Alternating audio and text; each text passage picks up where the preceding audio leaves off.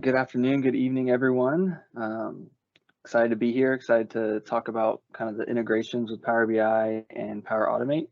We're starting to see a lot more of this within our day-to-day work and with our clients with Power BI, Power Automate, and Power Apps all kind of integrating more and more. And so I've gotten to work with Geetha a lot recently with some of those integrations and some different exciting solutions that we've been able to come up with. And so Geetha, thanks for having me come and present today. And let me go ahead and share my screen and we'll jump right into this. All right, so hopefully you're seeing my Power BI desktop. You are And good. so, perfect. All right, so like I said, talking Power BI and Power Automate. And so the ability to automate certain flows from right here within our Power BI reports. So giving some just significant extra capabilities to your Power BI users to be able to kick off workflows, send data-driven alerts, communicate in different ways. And we'll talk about the different use cases as we go. But quick intro on me, been here at Artis Consulting for 4 years. One of the Power BI leads here, so spend a lot of my time in Power BI with development work and then also helping our clients roll out Power BI across the organization. So from the administration perspective and kind of the strategy perspective as well. And then I've got two young daughters at home, so we'll jump right into our demo of kind of how we're going to use Power Automate, and then we'll talk about some of the additional use cases. And this demo kind of came out of actually a recent conversation with a client where they basically get to kind of an end result of one view of their data. And because obviously they know their data, that when certain metrics are kind of not looking the way they should, they're able to tell one of their colleagues, another analyst, hey, we need to go look into some of our other systems and make sure that all the data is flowing through properly, that we're inputting data over here in this other system. But it's not really just an easy business rule type thing. It's kind of a business user who's in it daily understands that maybe we're missing some pieces of information here. And so what we want to do is be able to kind of automate that communication rather than, maybe taking a screenshot and, putting a highlighted box around an item and sending off an email or something like that. We want to be able to kind of right here within the report, be able to send that notification with some of the information that colleague might need to further dig into things. And so what we want to do is we have the Power Automate and the Power Apps visual. If you're not seeing that inside your visualization pane, you can get it from the Get More Visuals and go get it from the marketplace. Like Geetha said, it is a preview. It's in preview, so just be aware of that. And so what we'll do is we'll go ahead and open that up. And because I already have some data here on the screen, I'm going to do some just general formatting on the background so that we can see what is all in here. So we've dropped the Power Automate visual onto the page, and it gives us some good instructions on how we want to go about using this. And so first one is, if you're going to do kind of a data-driven alert or communication or flow, then we have to add those data fields that we want to be able to leverage inside of our flow into the visual. So just the same that we would do in any other Power BI visual, we're dropping data fields in here. And then next we'll go into the ability to edit that. And from there you can share it, make sure that people have the ability to run that flow and do any kind of formatting that you need to do. And so our first step here is to grab the fields that we need. And so we know that this is kind of based off of our product field. So this is AdventureWorks data. So just using some sample data here. And we have some specific fields that we want to go ahead and drop into the visual here. So let me start grabbing those. So we want product name. We want to be able to call that out inside of our flow. We have a few different metrics that we want to put in here, so we'll grab those so that we can let that colleague know what kind of metrics we're seeing. And then I'm going to grab the person's name because we want to make this specific to the individual that we're sending it to. And then we also need email. I have an email for that colleague inside of my data set. And then it is also based on, for our example, based on region. So there might be, it might not just be the same person every time. The date, it might be a specific colleague based on the region that they're over in this example. And so I'll show sending one off to myself, but also we'll send off some communication to Geetha as well. And we should be able to let her share her screen at that point and see what kind of alert specific to her that she's getting as well. So I've added the data. So next, it talks about select the 3 dots in the top right so that we can edit, and then it'll take us, and this is going to give us that same very similar look and feel. If we were on the web, creating our flows. And so in here, what we have is ones that I've already created.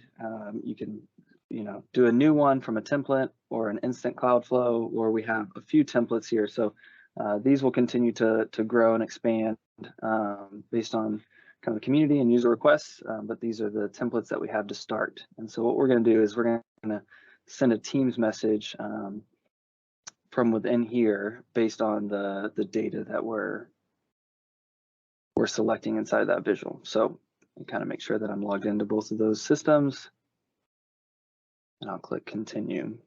So first step is pre-created for us, so on Power BI, button clicked, and then the next is post a message as the flow bot to a user. And so the recipient that we're gonna send this to is email, and then what we're going to do is create a message. So what kind of specific message do we want to create for the individual? What kind of information do we want to put in here? And so we've got our dynamic content over here. So this is because we were able to put those data fields inside the visual, then we're now able to leverage those inside of our message here. So we'll write a short message using some of the different data elements. Can you take a look at this product? Because we're going to select a specific row in our data that's based on product.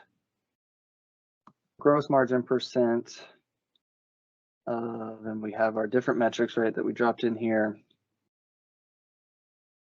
Drop that in here. For now, it's going to show us kind of the raw data that you'll see in the messages, but there are some ways through HTML and different avenues that we could get more technical on formatting the data. We'll get our 2 different metrics that we want to provide to our colleague. And I'm going to put in our region. It's going to be region specific.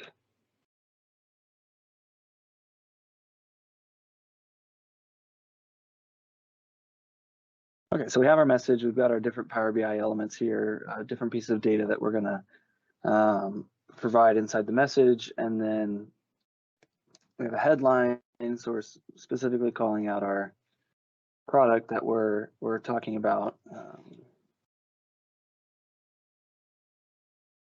in our headline here. So so now we have our message. We've got all the data in our data model that we need. We have the email that we're going to send this to, and then the different data elements. And so from here, what we can do is we can I'll make this go on. Just create one earlier. We'll save this. We'll click save and apply. Now, when we go back into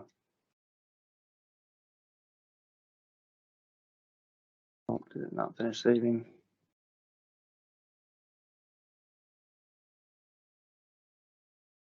It did. Okay. Maybe it didn't apply. Let's see. Let me apply it real quick. There we go. Now I've applied that we just created, that flow, applied it to the visual. So you could create flows, not through this interface, right? Doesn't have to be where you do that development. You could have them, and then when you come in here and you click edit in that visual, you'll see the different flows that you have access to, that you've created or you've been given access to, and you could just apply a flow that's already existed as well. All right, so now we have our visual with run flow. We can kind of format this a little bit. We'll drag it over into this section.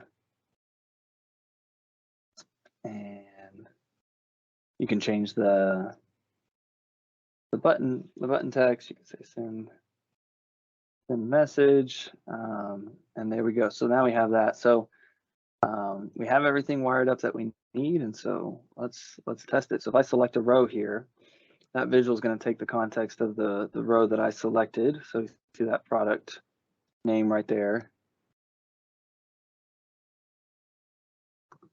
So it said triggered, and it has been triggered, and let me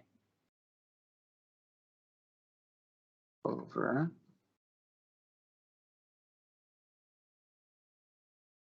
Right here. So I got my message that sent it to me. It says it's specific to my name. Hi, Daniel. Can you take a look at this product showing a gross margin percentage? And like I said, it's bringing in the raw data right now. We could get use some different techniques and ways to get that more formatted. But it's sending our values to me, and that seems a bit off to me. Can you make sure we are getting all the sales data from the France region? We kind of go back into here. We're selected on the France region right here. And you can also multi-select. So what I'm going to do is I'm going to filter over to the Southwest, which is going to be Geetha. I've got the username here. Sure. There we go. That's filtering. I'm going to send a couple over there. These will. So Geetha should get 4 different messages. Yep, I did. They're popping up. Perfect. And those will be, specific to her, right? It'll say, hi, Geetha, because we had the data. It'll say the Southwest region, because that's what we're filtered to now. And so now we have the ability kind of right here within, like I said, for this use case, right, which definitely comes up, is it's not just an easy, DAX calculation type logic that you always need to go look into these specific scenarios. It's kind of understanding the different flows of the business and knowing the data and all those kind of things, and so giving the power into the user's hands to be able to kind of send off some messages to their colleagues to dig in further that might be over that region, over that kind of category of things, and they'd be able to dig in more to figure out, okay, what's kind of going on here. So pause there before talk about some other use cases, but if there's any questions. Yeah, feel free to raise your hands or drop the question in the chat. We'll be keeping an eye on it, and then I can definitely help queue those questions up for the speakers. Yeah, it's a pretty straightforward process, Daniel, and it really, yep. It enables people to take action from within a dashboard. You gave this example. Yep. Another part of this speaks to data governance and being able to send something to the group that's responsible for building the report for them to check the quality of the data. Yep. But just how quickly you're able to build this and then add it into the dashboard is pretty impressive, because that would not be a trivial task before this. Right. Yeah, and I think to give more power into kind of these Power BI reports, whereas we do have some data-driven type alerts that you can set up with actual dashboards in Power BI service, but they're kind of limited to certain visuals. So this gives a whole new level of flexibility and ability to kind of customize different flows and solutions right here within the report. Like I said, you can develop it right here, right? You don't have to go onto the web-based to do it. That allows you right in that visual to be able to actually create your flows and apply them right away. Just a couple of the other use cases, right? If you've kind of been inside of Power Automate, there's obviously lots of different things we could do here, but One is refresh a Power BI data set. So there's several different kind of Power BI out of the box options inside of Power Automate, inside of those flows. And so this is one that we've definitely used. If you think about if there's some manual input systems that are kind of separate from the Power BI ecosystem, then a scheduled refresh and those kind of things and is not necessarily going to be useful, right? It's kind of ad hoc or kind of, not at a consistent pace. And so, and you don't necessarily, it's not always the easiest to kind of train the users on kind of where the refresh now button is in PowerBI.com, or really want them to have access at the workspace level to go do stuff like that. And so that's one thing you could do. Just give them a button that says refresh the data set, and it can trigger a data set refresh. You can also send an email based on the selected data point. So similar to like we did with the Teams message, you have the ability to construct an email and send that off. There's a great Guy in the Cube video on kind of that functionality and sending out an email to customers whose shipments are a little bit late. And so I would recommend checking out that video. And then another one is add selected data to a SharePoint list. So being able to write to a SharePoint list, from certain selections and then kicking off those flows. And so just a few examples, there's lots more out there. And like I said, there'll be more templates coming on the way to as far as being able to just get started. And so, and then one of the limitations we wanted to call out is, well, two things, remember that it's in preview. And then the other one is there's no manual, data entry, ability for users to input right into the visual. It's kind of all based on the data in your data model and being able to select rows. And so not able to kind of do that yet, but I think that's on the roadmap. Yeah, so you could use that to send out aggregated reports then. Yeah, and like I said, even there's lots of different Power BI even plugins within those flows as well. So you could export reports and send those out and attach them and those kind of things. So I was even just thinking about this in use with like the COE and some of the things you could do there for notifying people about like current metrics or things like that. That'd be cool. Mm-hmm. Yeah, I think that's the advantage of Power Automate flows, cloud flows, especially. Even though they're triggered from Power BI, you're not restricted to use just content from Power BI. You can reach out to connect with other data sources, do any sort of transformation you want, utilize the whole 700 connectors out there. It's all at your disposal to use. It's pretty cool. We did have a question, Daniel. It was, could the flow send back values to the dashboard, which you could use to make decisions within the dashboard? Yeah, so depending on your source system, you could have the flow, right back to that, like kind of that last use case of the SharePoint. And then at the end of your flow, you could kick off your data set refresh. And so it might have a few things to go through, but depending on the size of your data, that could all happen, really quick. But it's not gonna be able to, I don't think you're gonna write back directly to the data set. You'd want to go back through your source there. Thanks, Daniel, for taking the time to share with the group here. I think it was very helpful to watch the demo, watch you build that live, so you can actually see what it takes to plug in a button, and it's as easy as just a couple of clicks. You have a fully functional business process automation that works in conjunction with your Power BI, existing Power BI reports. So that's something, even though it's in preview, it's definitely a feature that you'd want to check out. And like Daniel showed, those templates on the studio that's within the context of the Power BI browser.